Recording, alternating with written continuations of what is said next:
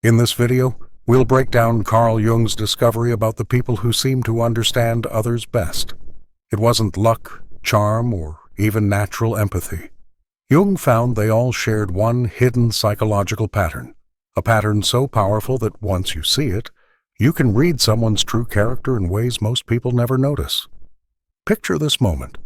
You're talking to someone about a struggle you're facing, maybe a relationship issue or a career decision. Most people offer generic advice or try to fix your problem. But then you meet someone different. They don't just listen to your words. They seem to see straight through to the heart of what you're really experiencing. They understand not just what you're going through, but why it matters to you so deeply. Jung spent decades studying what made certain people natural healers, therapists, and guides. What he discovered challenges everything we think we know about wisdom and insight. The people who understand human suffering best aren't those who've avoided pain. They're those who've walked through their own darkness and emerged with something precious, the ability to transform personal wounds into universal wisdom. Jung called this archetype the wounded healer. But here's what most people miss about Jung's discovery. Being wounded alone doesn't make someone a healer. Plenty of people carry deep pain without developing insight or compassion. The wounded healer represents something far more specific, someone who has consciously worked with their own suffering until it became a source of strength rather than weakness. And by the end of this journey, you'll not only recognize wounded healers in your life, but you'll understand how your own struggles might be preparing you to help others in ways you never imagined. But here's what makes Jung's wounded healer archetype so powerful and so unsettling. It suggests that our deepest pain might actually be our greatest gift. Jung wrote, "The wounded healer is a powerful archetype that teaches us that what we perceive as our greatest weakness can become our greatest strength." This idea forces us to completely reframe our relationship with suffering. Most people spend enormous energy trying to avoid pain, hide their struggles, or pretend their wounds don't exist. But Jung discovered that this avoidance actually prevents us from accessing our deepest capacity for wisdom and connection. The wounded healer understands that healing doesn't mean eliminating pain. It means transforming pain into purpose.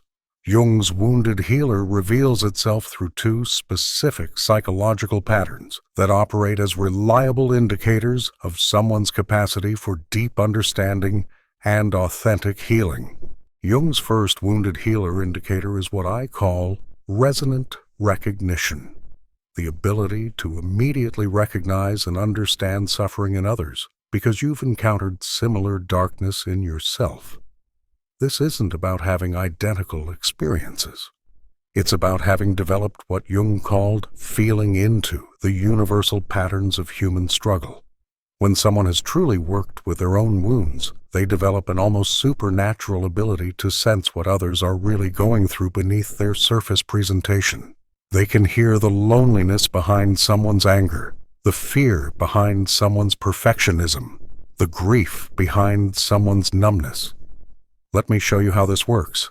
Meet Elena, a therapist who struggled with severe anxiety for years. She tried everything: medication, therapy, meditation, lifestyle changes.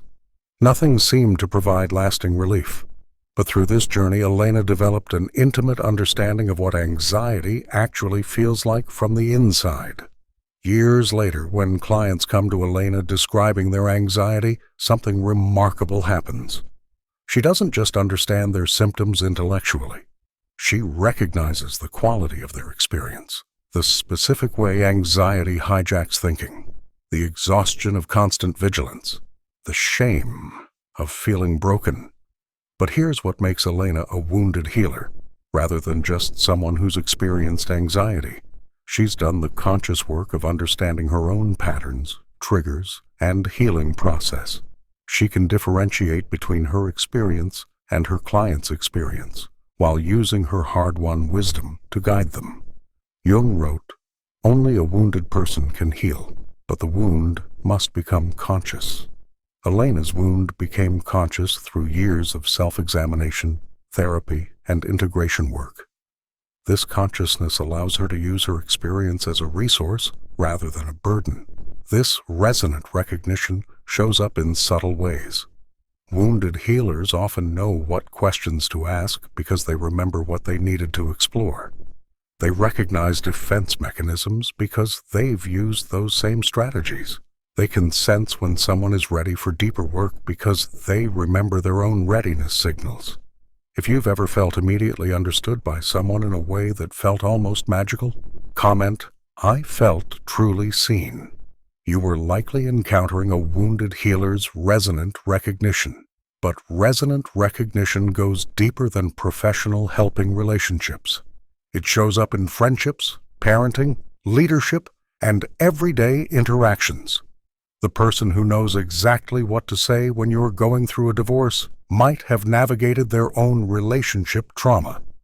The friend who understands your career crisis without judgment might have faced their own professional identity struggles. Jung discovered that we can only truly accompany others through territories we've explored ourselves. This doesn't mean we need identical experiences, but we need to have faced similar psychological challenges: loss, fear, shame, confusion, or despair. Jung's second wounded healer indicator is what I call integrated vulnerability, the ability to be open about one's struggles and scars without being consumed or defined by them. This represents a crucial distinction between someone who is simply wounded and someone who has become a wounded healer. Many people who've experienced significant pain remain stuck in victim consciousness, defining themselves primarily by what happened to them. Others swing to the opposite extreme, completely disconnecting from their wounds and pretending they've moved beyond them entirely. The wounded healer occupies a different space, able to acknowledge and discuss their struggles while maintaining psychological stability and forward momentum.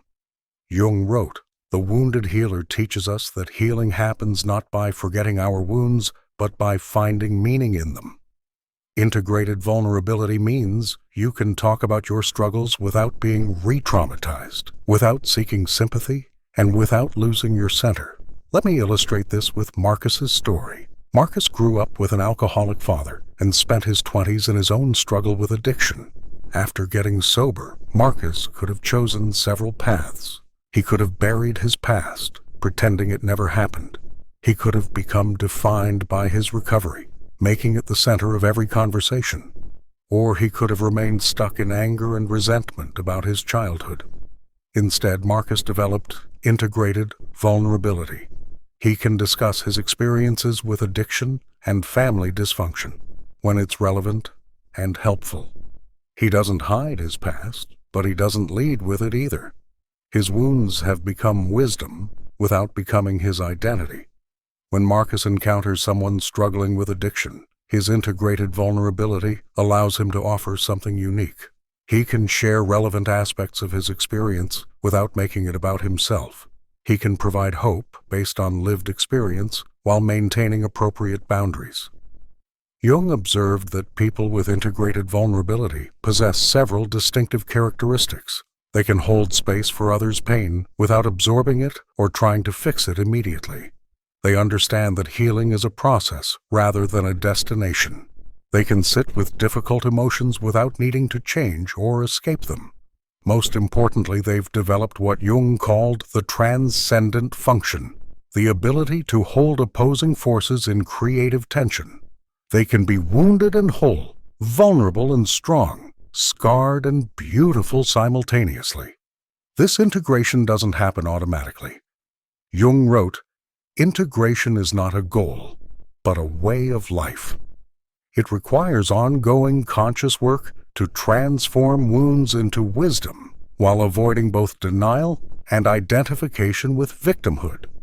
Watch for people who can discuss difficult experiences with presence rather than reactivity. They neither minimize their struggles nor dramatize them. They speak from a place of hard-won understanding rather than fresh pain or defensive armor.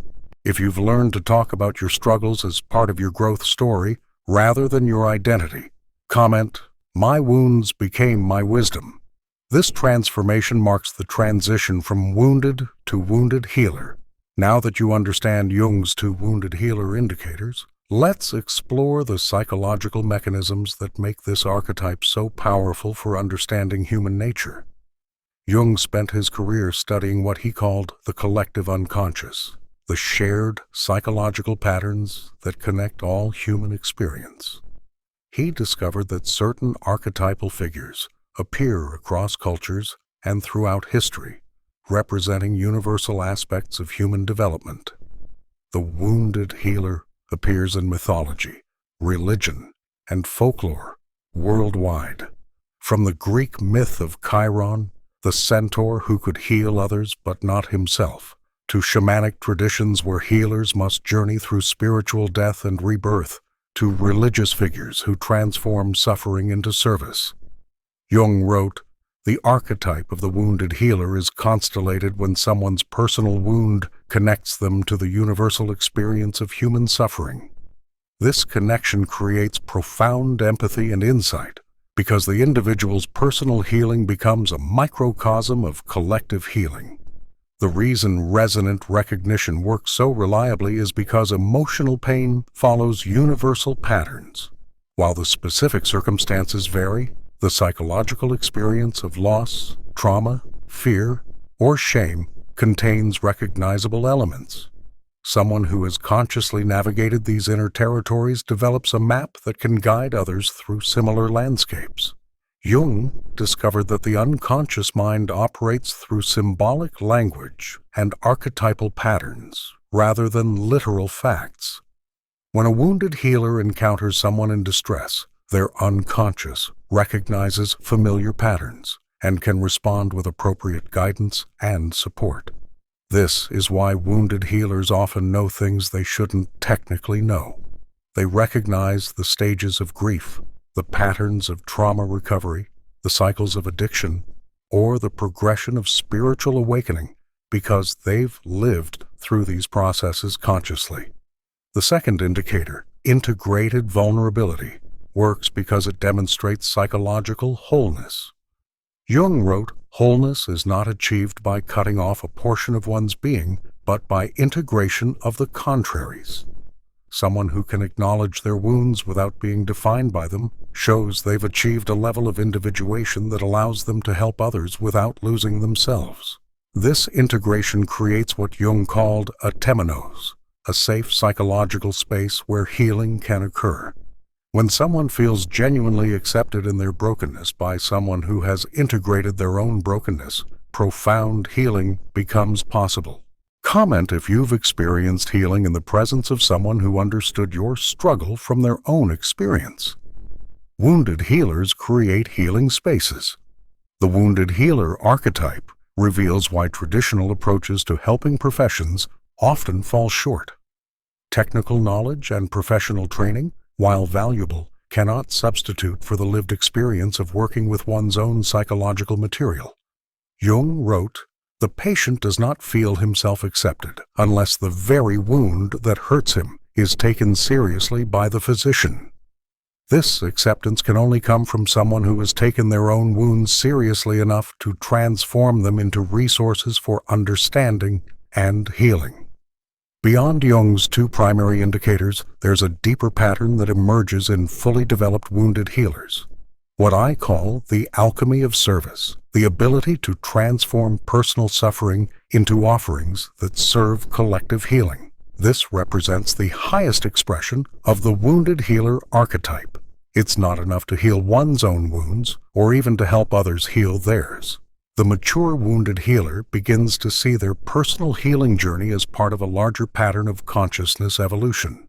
Jung wrote, "The privilege of a lifetime is being who you are, but the responsibility of a lifetime is using who you are in service of something greater than yourself."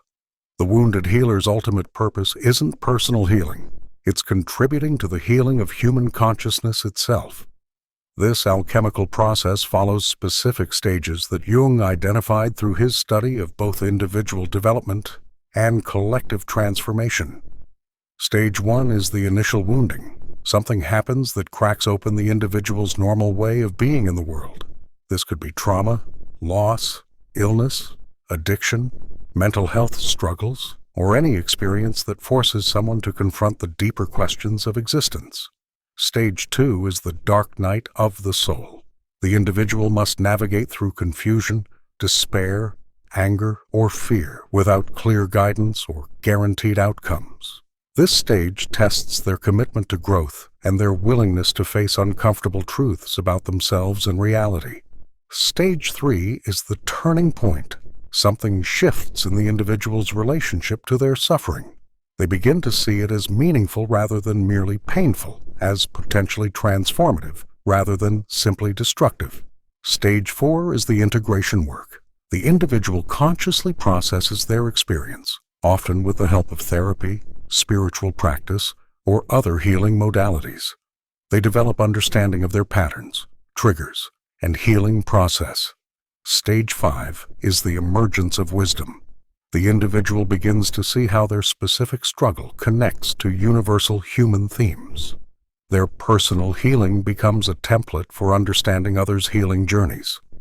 Stage 6 is the alchemical transformation.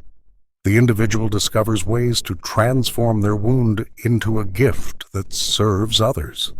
This might manifest as becoming a therapist, teacher, artist, leader, or simply as being someone who creates healing spaces in their daily interactions. Let me show you this alchemy in action through Sarah's journey. Sarah experienced severe depression in her early 30s following a series of losses. Her father's death, the end of her marriage, and the loss of her job. For 2 years she struggled with suicidal thoughts, isolation, and a complete loss of meaning. But Sarah made a crucial choice. Instead of just trying to get back to normal, she decided to understand her depression as deeply as possible. She worked with therapists, explored spiritual practices, and began to see her breakdown as a breakthrough waiting to happen. Through this process, Sarah discovered that her depression wasn't just personal pathology.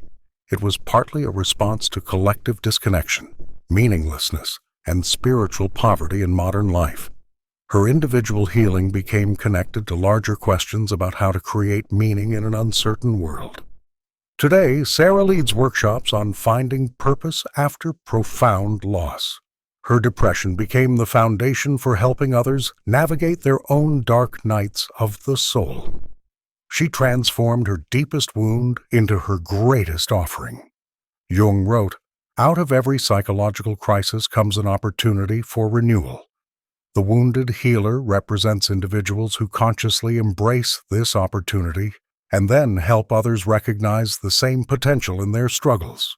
This alchemical process doesn't minimize the reality of pain or suggest that all suffering serves a purpose.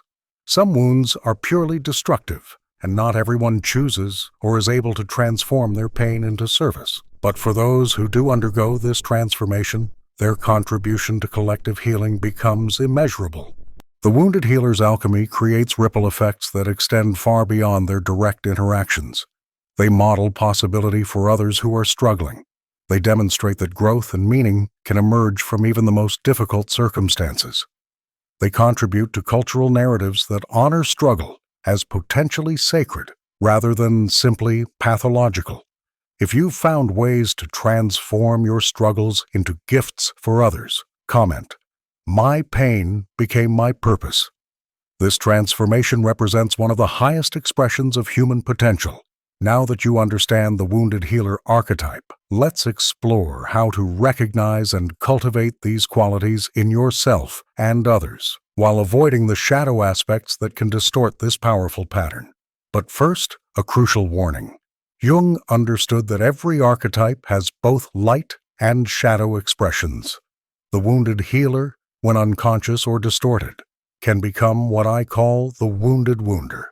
Someone who uses their pain to justify harming others, or who becomes addicted to helper roles to avoid facing their own unresolved issues.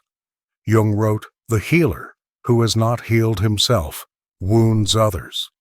Here are the warning signs that someone is operating from wounded wounder consciousness, rather than authentic wounded healer awareness. They use their story to manipulate or control others. If someone consistently leverages their struggles to gain sympathy, avoid responsibility, or dominate conversations. They haven't transformed their wounds into wisdom. They become addicted to helping others while neglecting their own continued growth. Some people use service to others as a way to avoid dealing with their own ongoing psychological work. They lack appropriate boundaries between their experience and others' experiences. If someone can't differentiate between their healing process and their clients' or friends' healing processes, they're likely projecting unresolved material. They develop a superiority complex about their struggles. If someone believes their particular form of suffering makes them more enlightened or qualified than others, they've become identified with the wounded healer role rather than embodying its wisdom. They become rescuers rather than empowerers. Authentic wounded healers help others develop their own healing capacities. Wounded wounders create dependency by trying to save or fix others. Jung wrote, "The wounded healer is not someone who has overcome their wounds, but someone who has learned to dance with them consciously." This dancing requires ongoing self-awareness, humility, and commitment to personal growth. The shadow of the wounded healer also includes what Jung called inflation, the unconscious identification with archetypal energy. Someone might begin to believe they are the wounded healer rather than understanding that they're temporarily embodying this archetypal pattern. This inflation leads to grandiosity, loss of personal boundaries, and eventual burnout. Jung warned, when we identify with an archetype, we lose our individual humanity and become possessed by forces we don't understand. The antidote to these shadow aspects is what Jung called conscious relationship to the archetype. This means recognizing when you're embodying wounded healer energy while maintaining awareness of your own humanity, limitations, and ongoing need for growth and support. Here's how to cultivate authentic wounded healer consciousness. First, continue your own healing work even as you help others. Jung wrote, "The physician must be affected by the patient's illness, or healing cannot take place." But being affected doesn't mean taking on the patient's illness. It means staying connected to your own ongoing healing process. Develop discernment about when and how to share your story. Authentic wounded healers share their experience when it serves the other person's healing, not to process their own emotions or gain sympathy. Maintain appropriate boundaries between your wounds and others' wounds. Your experience can inform your understanding of others' struggles without becoming conflated with them. Cultivate multiple sources of identity beyond your wounds and your helping role. Jung emphasized the importance of a well-rounded life that includes play, creativity, relationships, and interests unrelated to helping others. Stay curious rather than becoming an expert. The moment you think you've figured out healing or human nature, you've lost the beginner's mind that allows for continued learning and growth. Practice what Jung called holding the tension of opposites. You can be wounded and healing, helper and helped, wise and learning simultaneously. In relationships, look for people who embody healthy wounded healer qualities. They're comfortable with their own imperfections while also being capable of growth. They can offer support without creating dependence. They share vulnerably without dumping emotionally. In professional settings, wounded healers often make exceptional leaders, counselors, and mentors because they understand human struggle from the inside. But watch for those who've done the integration work rather than those who are still identified with their victim stories. For parents, understanding the wounded healer archetype is crucial. Children often need to see that adults can face difficulties and emerge stronger, but they need to see conscious processing of struggles rather than unconscious acting out of unhealed wounds. Jung wrote, "The most terrifying thing is to accept oneself completely." Wounded healers have done enough self-acceptance work to help others on their own journeys toward wholeness. But remember, you don't need to wait until you're completely healed to begin helping others. Jung understood that healing is an ongoing process. The key is consciousness about where you are in your own journey and appropriate humility about what you can offer. Comment if you're ready to explore how your own struggles might become gifts for others. I'm open to alchemical transformation. The most profound aspect of Jung's wounded healer archetype is what I call the interconnectedness revelation. The moment when you realize that your personal healing journey is inseparably connected to the healing of others and the collective consciousness itself. Jung wrote, "The meeting of two personalities is like the contact of two chemical substances. If there is any reaction, both are transformed." The wounded healer embodies this principle most clearly. Every healing interaction creates transformation in both directions. This interconnectedness operates on multiple levels. First, the wounded healer's personal healing creates permission for others to begin their own healing journeys. When someone sees that profound struggles can be transformed into wisdom and service, it changes their relationship to their own difficulties. Second, the act of helping others heal continues the wounded healer's own healing process. Jung discovered that we often need to give away what we most need to receive. By offering others the understanding, acceptance, and guidance they needed during their own dark times, wounded healers continue to heal their own wounds. Third, the wounded healer contributes to what Jung called the collective unconscious by adding their individual healing wisdom to the shared pool of human understanding. Each person who transforms suffering into service creates templates that others can follow. This interconnectedness explains why wounded healers often report that their most difficult experiences now feel like gifts, not because the pain wasn't real or because they're glad it happened, but because they can see how their struggle prepared them to offer something unique to the world. Let me share how this interconnectedness played out in my own understanding. I worked with someone whose childhood trauma had created severe trust issues in relationships. Through years of therapy and personal work, they developed extraordinary skill at recognizing trust patterns and helping others navigate relationship challenges. But here's what made this person a true wounded healer. They didn't just heal themselves and then help others. The process of helping others continued to deepen their own understanding of trust, intimacy, and healing. Each person they worked with taught them something new about their own journey. Jung wrote, "Healing is a matter of time, but it is sometimes also a matter of opportunity." Wounded healers create opportunities for healing to occur, both for others and for themselves. This interconnectedness also explains why wounded healers often feel called to their work rather than simply choosing it. Jung believed that sometimes our wounds choose our vocation as much as we choose our path. The healing journey naturally leads to wanting to help others on similar journeys. The interconnectedness revelation transforms how wounded healers see their past struggles. Instead of experiences to overcome or forget, they become sacred material that connects them to universal human themes and allows them to serve collective healing.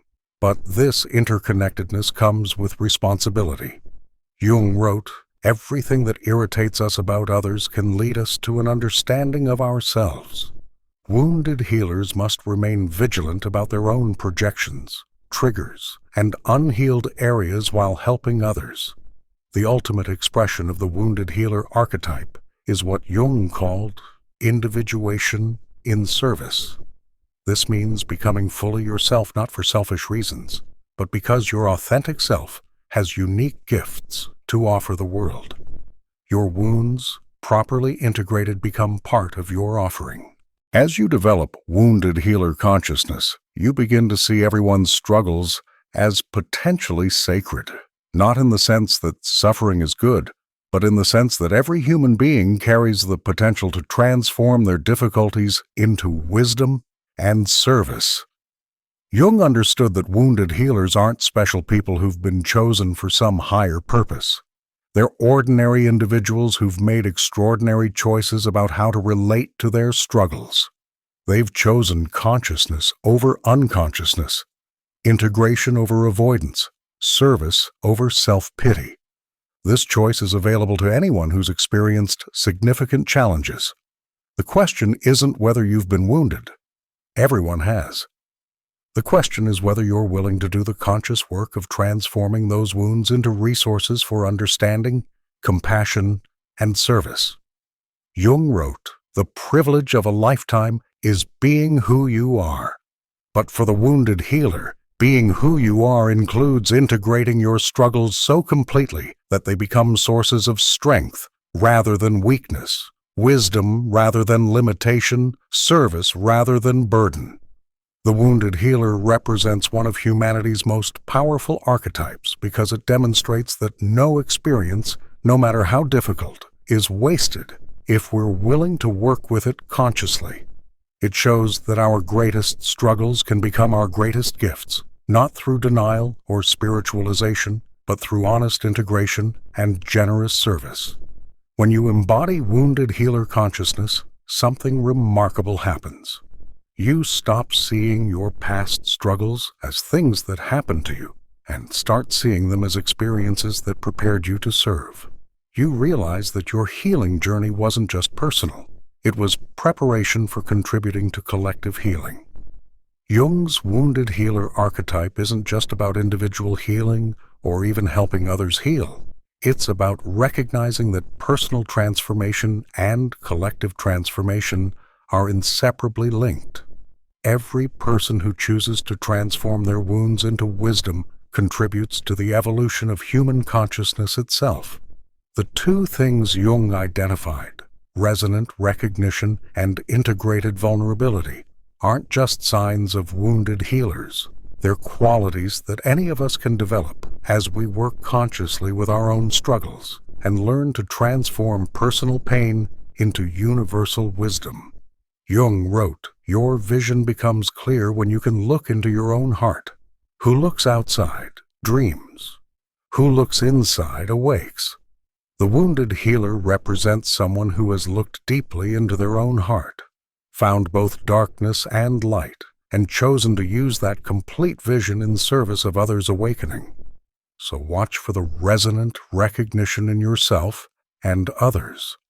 Notice the integrated vulnerability that allows for authentic sharing without emotional dumping. But most importantly, consider how your own struggles might be preparing you to offer something unique to the world.